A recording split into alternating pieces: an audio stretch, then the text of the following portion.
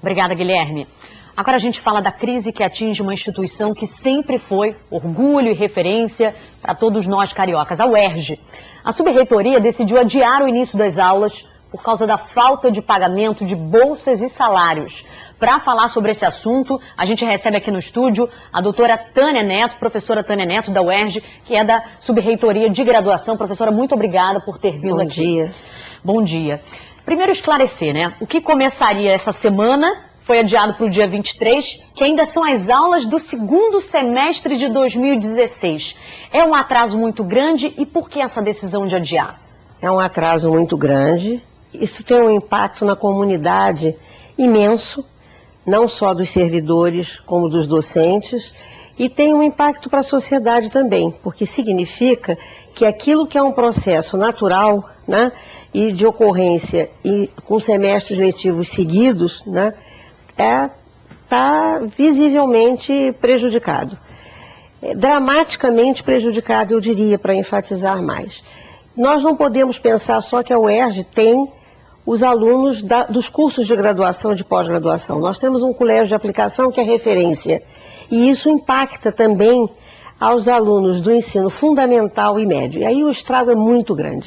Ou seja, 66 anos já de história, né? Sim. Quase 70 anos de história. Sim. Hoje, professores sem receber, técnicos administrativos que inclusive começam uma greve hoje. Agrava ainda mais a situação, né? Sim, é verdade.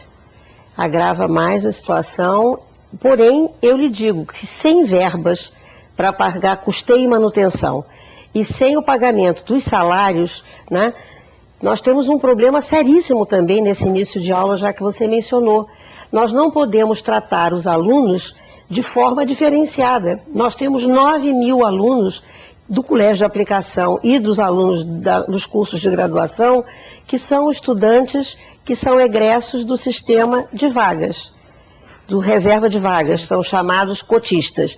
Que também Eles estão sem receber. Estão sem receber as bolsas. Os outros alunos que também são bolsistas de projetos da universidade estão sem receber. A universidade inteira está sem receber. Né? Não são só os servidores que estão sem receber. E isso cria também impactos emocionais nas pessoas. As pessoas estão sendo despejadas, as pessoas estão passando mal. A crise na educação pública, seja ela no ensino fundamental, médio ou superior, está retratada e a UERJ é um caso emblemático nesse momento. A carta divulgada pelo reitor, o professor Rui Garcia, ele diz em desprezo do governo, universidade sucateada e que há o risco de fechar as portas. De fato, nós podemos ter a UERJ fechando as portas? Nós estamos resistindo o quanto pudemos já desde 2015. Não depende de nós a porta estar aberta. Eu acho importante que a gente deixe isso muito registrado e que a população tenha consciência de que a UERJ está resistindo e continuará resistindo. Não sei lhe dizer por quanto tempo. Agora, outro assunto, vamos fazer uma pausa, porque as pesquisas estão sendo prejudicadas justamente pela falta de repasse do dinheiro do governo estadual. A gente vai começar com a Ana Paula Santos, que está lá no campus da UERJ e que tem mais informações. São pesquisas que vão sendo completamente prejudicadas, né, Ana? É isso mesmo, Silvana. E aí, esses pesquisadores, esses alunos que trabalham com isso vão perdendo um tempo que seria assim, precioso para ajudar todo mundo, né? Porque quando eles fazem esse trabalho, não é só dentro da universidade que fica o resultado desse esforço todo. E o pior, uma pesquisa que demora 10 anos, ela é perdida, demora ainda mais 10 anos para ser recuperada. Mas quem vai explicar isso para a gente? Eu estou aqui com 2 representantes do curso de biologia, do curso lá em Ilha Grande e também aqui de nutrição. Vou conversar aqui com o Júlio primeiro para falar sobre as pesquisas em nutrição, laboratório de vocês, curso de extensão, já está tudo prejudicado, não é isso? Bom dia.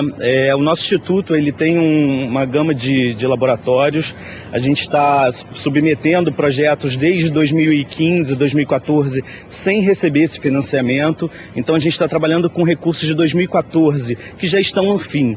Então a gente conta hoje com projetos que teriam grande impacto na sociedade, atendendo doentes renais crônicos, criando protocolos de atendimento, de anemia falciforme. E esses projetos, eles estão quase, né, acabando, na verdade, sofrendo um grande impacto dessa falta de recursos por conta dessa falta, dessa escassez de recursos do Estado para pesquisa, né? Um outro ponto importante é que se esses projetos estão em andamento, é que a gente tem alunos também que conseguem, de mestrado e doutorado, manter o andamento das pesquisas. Esses alunos, eles estão sem receber já desde novembro, da Fundação de Amparo à Pesquisa do Estado do Rio de Janeiro, e isso tem um impacto muito grande, porque a gente começa a ter um esvaziamento também desses grupos de pesquisa por conta dessa falta de recursos. Situação muito complicada. Obrigada. O Júlio Beltrame é o coordenador do programa de pós-graduação do Instituto de Nutrição. No último dia 12, os estudantes fizeram um protesto aqui na UERJ, em frente ao Hospital Pedro Ernesto. A gente também vai acompanhar algumas dessas imagens agora, porque é toda a universidade mobilizada para tentar reagir a esse problema da falta de estrutura. Eu vou conversar agora com o representante, o Mauro Geraldes. Ele é diretor do Centro de Estudos Ambientais e Desenvolvimento Sustentável, um campus que fica lá na Ilha Grande, também importantíssimo para várias instituições aqui, né? É verdade, a gente recebe cerca de 150, 200 alunos todo mês, alunos de graduação, de mestrado, doutorado, e esse local é servido como uma estrutura de apoio para desenvolvimento de projetos de pesquisa, tanto na área de oceanografia, de biologia, de ecologia, e a falta de recursos para o custeio dessas atividades está prejudicando o andamento desses projetos. O que acontece quando não tem dinheiro? E o que acontece com esses projetos e com as pessoas que estão trabalhando diretamente nisso? Bem, as pessoas ficam sem recursos para custeio quando recebem bolsas, né? E um exemplo prático, por exemplo, é uma estação meteorológica que a gente tem na ilha. E essa estação está desativada. Isto é, um ponto de informação sobre a previsão climática no Rio de Janeiro, e um local estratégico, porque é um local de entrada de frentes frias, certo? Essa estação está desativada e todas as pessoas que trabalham com previsão de tempo no Rio de Janeiro não têm essa informação importante que viria lá da ilha. Muito obrigada pelas informações, Silvana. Obrigada, Ana Paula. A gente viu ali o professor André dizendo, né, 2 meses já sem receber o repasse do Fundo de Amparo à Pesquisa, FAPERJ, né? E aí a gente tem milhares de estudos comprometidos, como, por exemplo, estudos em relação a Zika, chikungunya, e quem perde muita população, claro. Sim, o mais importante é registrar que a grande perda será, como você disse, da população, porque a universidade vive em função do que oferece. Qual é a missão dela? Servir ao povo do Estado do Rio de Janeiro. E sem os alunos receberem a bolsa, certo? Os alunos de mestrado, de doutorado e mesmo alunos de iniciação científica, fica tudo comprometido. Nós temos laboratórios fechados porque não tem os insumos necessários, salas de aula sem lâmpadas, né? O colégio de aplicação num prédio inadequado e o governo não resolve esse problema. Atendimentos à população que são feitos, que estão deixando de ser feitos. Sim, para o Instituto de Psicologia, o escritório modelo. É tudo gratuito, o próprio Hospital Pedro Ernesto, o projeto que é a UERJ pela Vida, contra o suicídio. Então, nós temos um serviço muito grande. A UERJ não é só o campus Maracanã.